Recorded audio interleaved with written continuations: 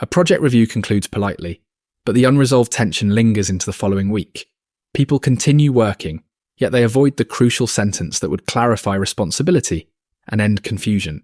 As stakes rise, opinions clash, and emotions heat up in ordinary conversations, the risk grows. In those moments, status concerns and subtle fears stifle curiosity, so information remains trapped in private thoughts. When that happens, errors repeat, good ideas stay unspoken, and people start protecting themselves instead of solving. The cost is seen in slower execution, weaker learning, and relationships that feel colder after every hard meeting. A team may appear organised, but members silently manage who is safe to challenge and who is untouchable. Another team moves quickly because short signals of trust keep everyone sharing, testing, and adjusting together. You will learn how to build safety, invite vulnerability, and establish purpose through concrete behaviours, not slogans. This video is inspired by the Culture Code by Daniel Coyle, and you can subscribe for more tools to build belonging and cooperation. Group performance is driven more by the quality of interaction under pressure than by individual skill.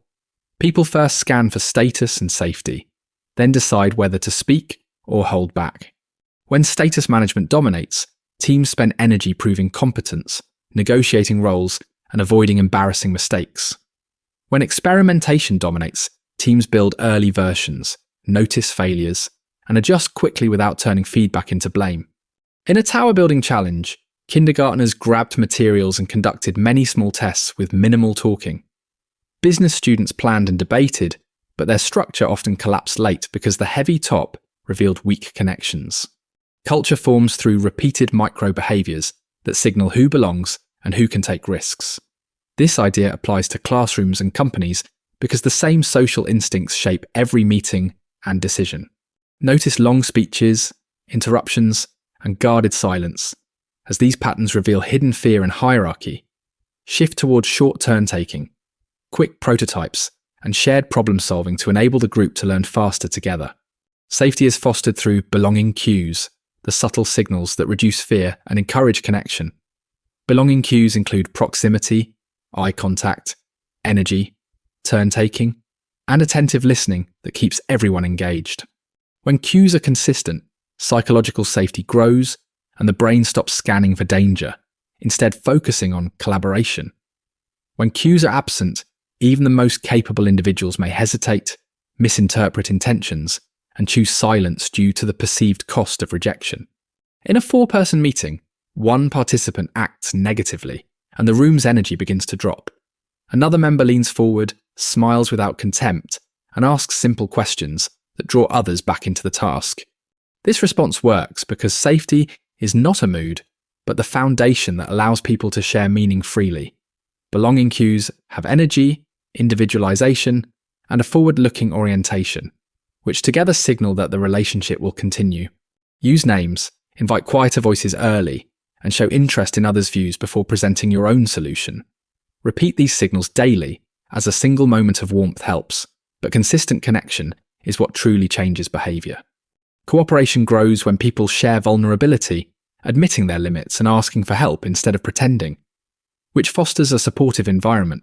A vulnerability loop starts with a request or disclosure, then returns with support that makes the next risk easier, creating a cycle of trust.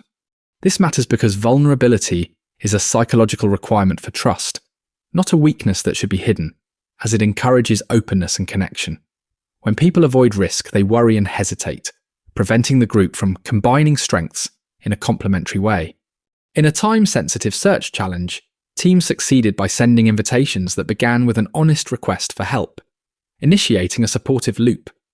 Each invitation created another loop, as the receiver felt needed and then reached out again to recruit others, reinforcing the cycle. The same pattern appears in everyday teams when leaders say they are nervous, confused, or unsure, and invite input, fostering a collaborative atmosphere. These signals tell the group that you have a role here and the work needs everyone, not just one hero, encouraging inclusivity and teamwork. Start small by naming one gap in your plan and asking a specific person for a specific kind of help. Building trust step by step. If mutual risk and honest feedback sound useful, you can subscribe for more playbooks on trust building and cooperation, enhancing your team's dynamics. When a group names and ranks its priorities, purpose becomes real, as targets guide attention and facilitate trade-offs. Most successful groups keep their priorities few, often 5 or fewer, and place how they treat each other at the top. Clear priorities prevent distraction, as the world offers endless noise and alternative goals that can fracture effort. Leaders must over-communicate purpose, since executives often assume most people know priorities, while employees often cannot name them. A one-page credo of 311 words can orient thousands of decisions by providing plain rules for what matters. Strong groups surround themselves with reminders, stamping values on walls, emails, speeches, and everyday talk until they become second nature. This approach connects safety and vulnerability to direction, as belonging and trust need a shared aim to matter. Catchphrases help when they are simple and action-oriented, acting as crisp nudges toward the behaviour the group wants. Write 3 to 5 priorities, test them in real decisions, and adjust wording until every member can repeat them. Then measure what truly fits the purpose, as metrics quietly train behaviour even when leaders do not notice. Groups focus on 2 types of skills: proficiency, which ensures reliable performance, and creativity, which fosters innovation. The purpose of proficiency is to create a clear roadmap, highlighting goals and checkpoints, making execution as precise as a machine. This clarity reduces variation, minimises errors, and enables new members to learn the standard quickly without guessing. The purpose of creativity is to provide the necessary resources, like an expedition, offering fuel, protection, and autonomy as the team explores. A film studio transformed its meetings, allowing directors to openly critique early drafts and rebuild stories without fear. The improvement came from new systems and interactions, including surviving failures together until trust became the norm. Both styles still require safety and vulnerability, as learning and innovation falter when mistakes are hidden. Leaders can safeguard creative autonomy, make it safe to fail, and celebrate initiative when the group takes ownership. Determine which tasks require strict reliability and which need discovery, then tailor coaching, feedback, and language to each. Establish one rule of thumb for the repeatable work and one ritual to support experimentation in the creative work. The hidden driver of great groups is not charisma or perks, but the daily skill of connection. When interaction becomes safer, people stop guarding status and start solving problems with speed and honesty. Safety is built with belonging cues that signal energy, individual value, and a shared future inside the group. Vulnerability is fostered through loops of mutual risk where help is requested, offered, and repeated until trust compounds. Purpose is established by naming a few priorities, repeating them constantly, and aligning measures so behaviour aligns with the story. Together, these skills reduce waste, increase learning, and create a feeling of family that supports risk-taking.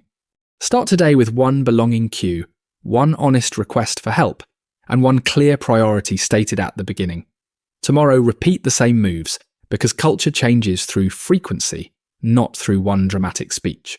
Over weeks, the group will spend less time managing fear and more time building, correcting, and improving together.